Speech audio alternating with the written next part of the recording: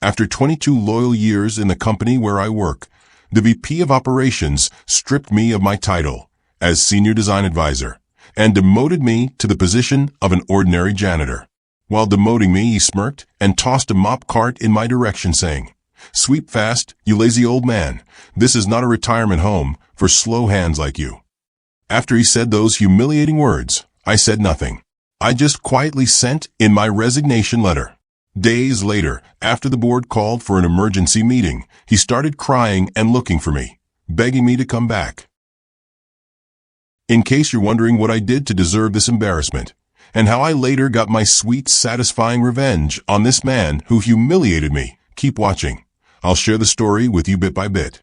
Don't forget to like this video, drop a comment of where you are watching from, and subscribe to the channel for more stories like this. My name is Eldon Marris, and I am 65 years old. I live in Belsway, a quiet industrial town nestled between old steel factories and newly rising tech companies. For the past 22 years, I worked as a senior design advisor at Techronic Systems, a smart energy company that grew from humble beginnings into a nationwide powerhouse. I was not just there when the foundation was laid. I helped create the blueprint for everything they built. Carter Lang, the vice president of operations, destroyed my career in the most humiliating way possible that morning. He stripped me of my title as Senior Design Advisor at Techronic Systems, and demoted me to the role of a janitor in the company's Infrastructure and Systems Engineering department. This was the same company I had poured most of Agile years into. And the most degrading part was that he did this in front of junior staff and interns. Carter tossed a mop cart in my direction and told me to sweep the floors fast because this was not a retirement home. The cold cruelty in his voice completely crushed me with shame. I had arrived at work that morning like I always did on the day of this incident. Early, sharp, and ready to contribute to the company I had poured my heart into. A memo sat on my desk with the title Internal Role Optimization. My name appeared at the top of this memo with the words "Reassigned to Facilities Maintenance" typed underneath in bold letters. I thought someone had made a terrible mistake. I walked into Carter's office with the paper in hand, expecting him to laugh and correct the error. Instead, he grinned smugly, leaned back in his chair with some of my junior colleagues in the office with him, and told me to let the new wave handle things now. I was stunned by what he said. I asked him what he meant by "let the new wave handle things now," and he came right out and told me that my role as a senior design advisor in the Infrastructure and Systems Engineering department was no longer needed. But out of the kindness of his heart, knowing I still have a family to take care of, he decided not to fire me. Instead, he found another position for me in a department where he said I'd be more useful. At the corner of his office was a mop cart. He told me to grab it and start working. He said this wasn't a retirement home and that I should sweep the floors quickly because the day was already far gone. I couldn't believe what I was hearing from Carter. And worst of all, he said all this right in front of my junior colleagues, the same people I had mentored when they first joined the company. But it would interest you to know this betrayal was not sudden. It had been calculated and methodical. 1 week earlier, Carter had quietly pulled my entire team from under me, claiming the company was restructuring for better efficiency.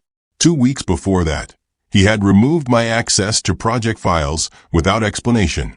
A month before, he had invited me to lead a mentorship program, promising it would preserve my legacy for future generations. But the real goal was to push me out slowly and make space for his own people. The worst part was not the demotion itself. It was the way Carter orchestrated it in front of everyone in his office. He wanted to make an example of me.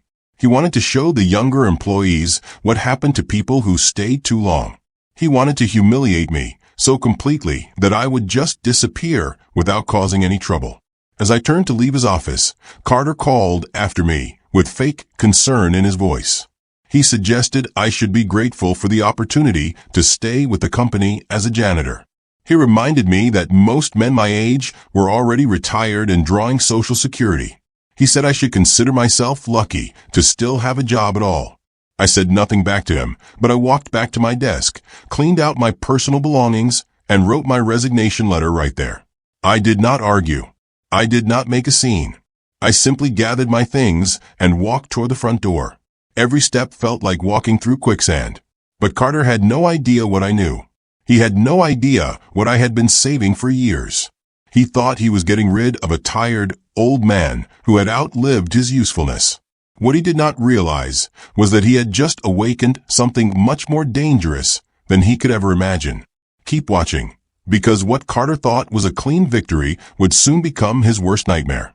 After everything I had poured into that company, it all meant nothing in the end. I had given up time with my family to troubleshoot power failures at midnight. I had skipped vacations and missed funerals to meet impossible deadlines during the initial public offering phase. I had even suffered heart problems from the stress of keeping everything running smoothly. When the company launched its first self-sustaining smart grid, my team had solved the final load balancing problem that made it all possible. I still remember the applause, the handshakes, and the awards they gave me. All of that recognition had been forgotten in a single morning. I had mentored Carter's son when he joined the firm fresh out of college. I had helped him write the project proposal that earned him his first promotion. He used to call me sir and thank me for my guidance. Now, when his father humiliated me in front of everyone, he laughed in my face like I was just some foolish old man whose use was only meant for pushing him up. The cut went deeper than just losing my job. It was realizing that my loyalty had been used against me. I had been easy to remove because I trusted the people I had trained. I had built the system from the ground up.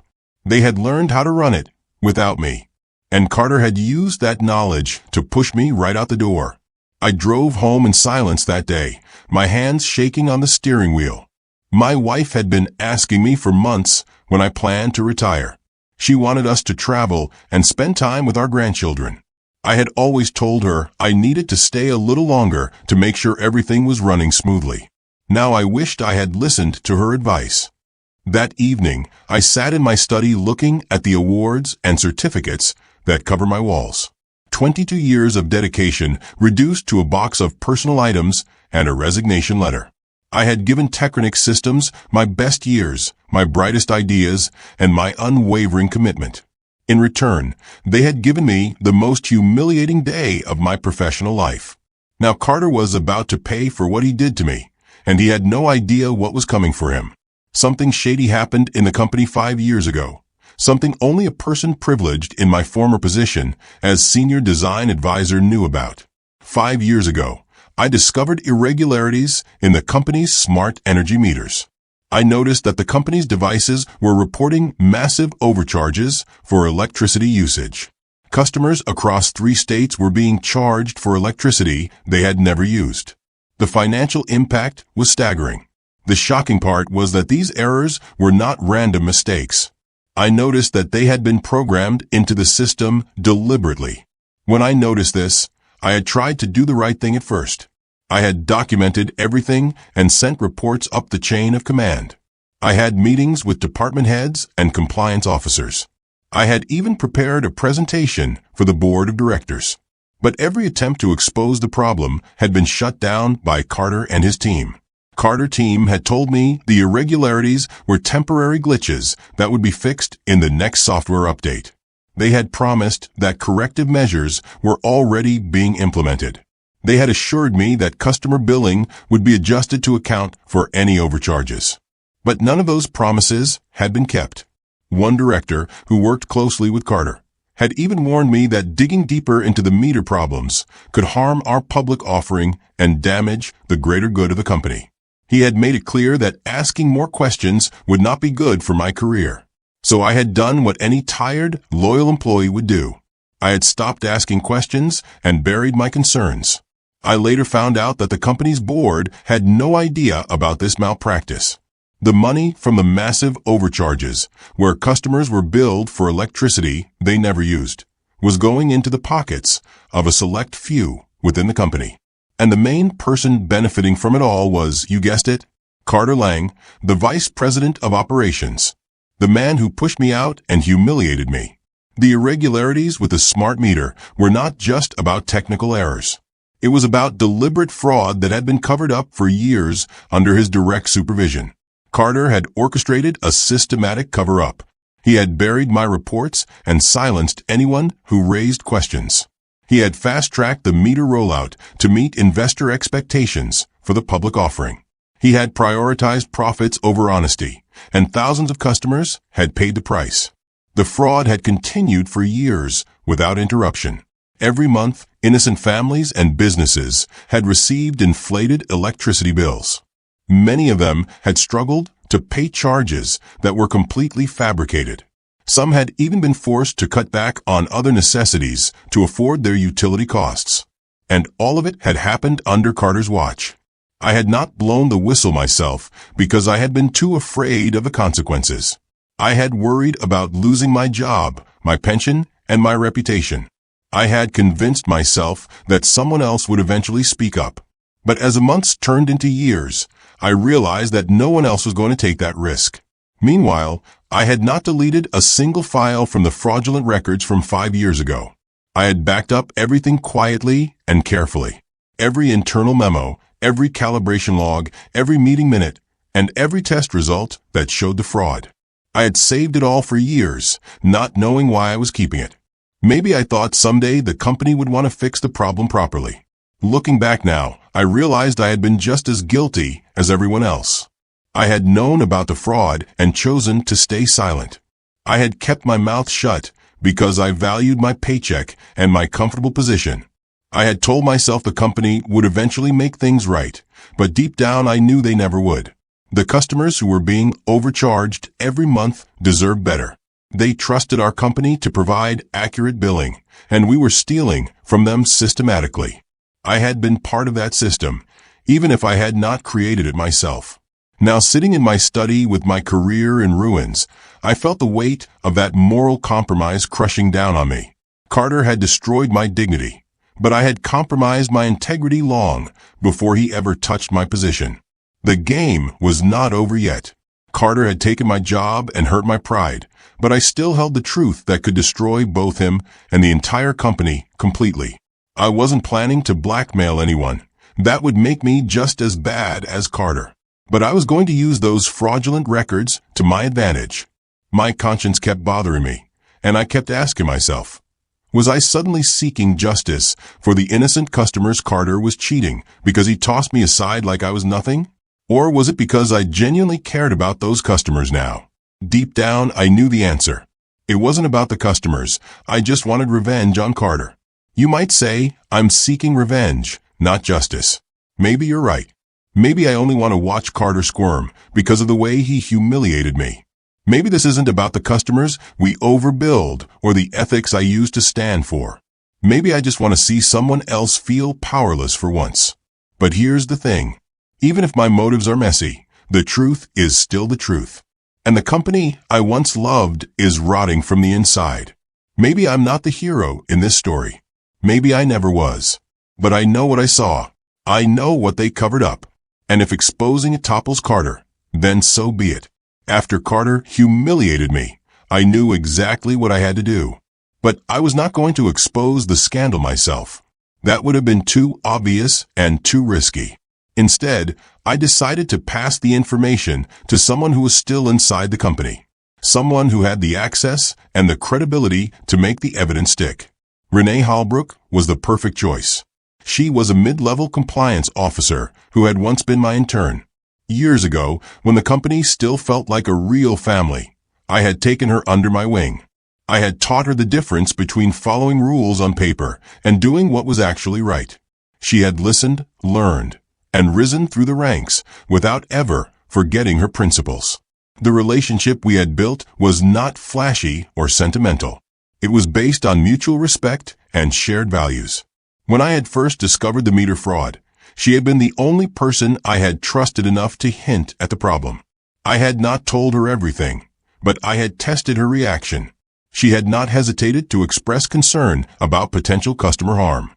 After my humiliation, I did not need to explain much to Renee. I simply handed her the encrypted drive with all my evidence. She looked at me with understanding in her eyes and nodded. I did not tell her what to do with the information. I did not have to. She knew what was right. Carter had made a crucial mistake when he decided to destroy my career and humiliate me. He had assumed that removing me from the infrastructure and systems engineering department and the company at large would eliminate the threat he thought I represented. But the real danger had never been my position or my access. It had been my knowledge and my conscience. And now that knowledge was in the hands of someone who could use it properly. Renee knew exactly how to handle the evidence I had given her. Instead of going directly to the board of directors, she slipped the files into a training packet for new compliance hires. It was an internal folder that nobody usually checked unless they were doing routine onboarding procedures. But this time, someone did check it thoroughly. A junior analyst cross-referenced the calibration logs against the active meter installations currently in the field. Within 48 hours, whispers started floating across departments like smoke before fire.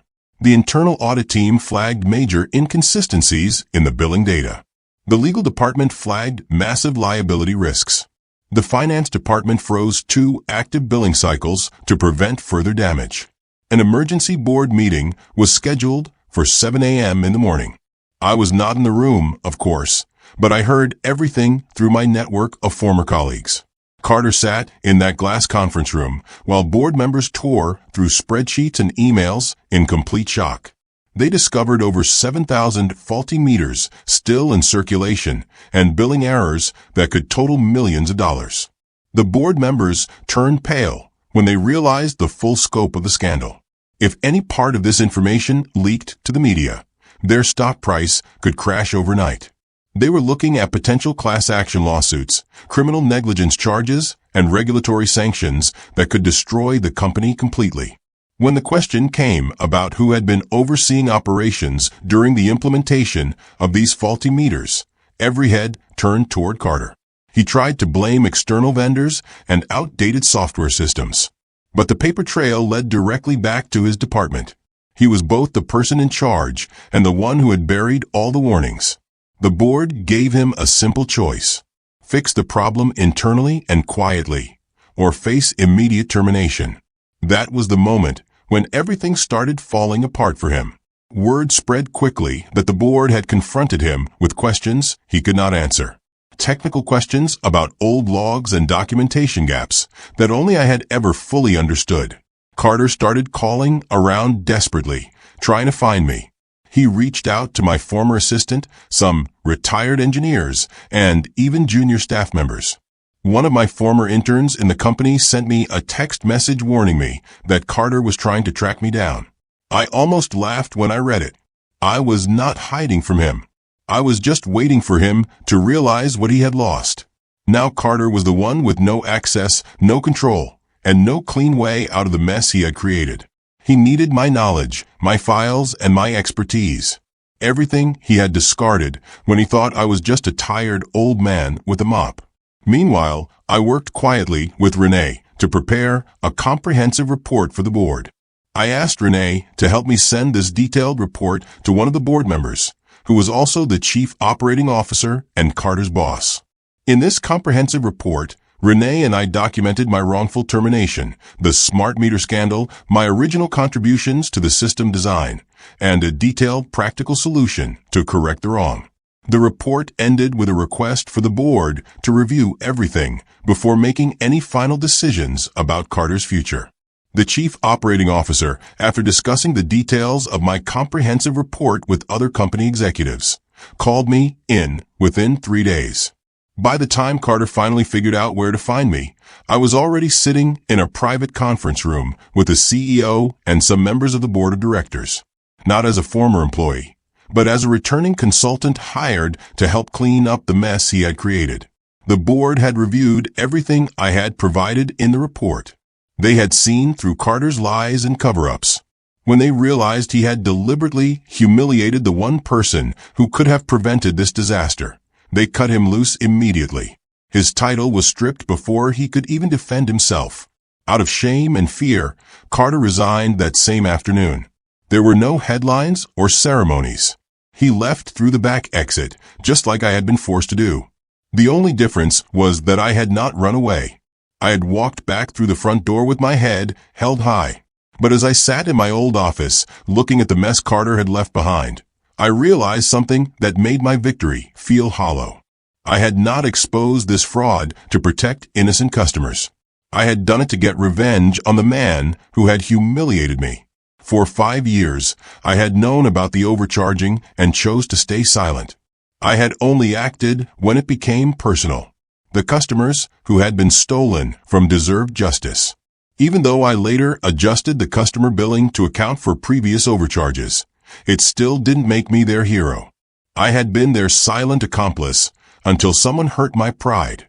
And that truth would haunt me for the rest of my days. Comment below about what part of this story resonated most with you. Like and subscribe if you want more content like this that helps you learn from the mistakes of others.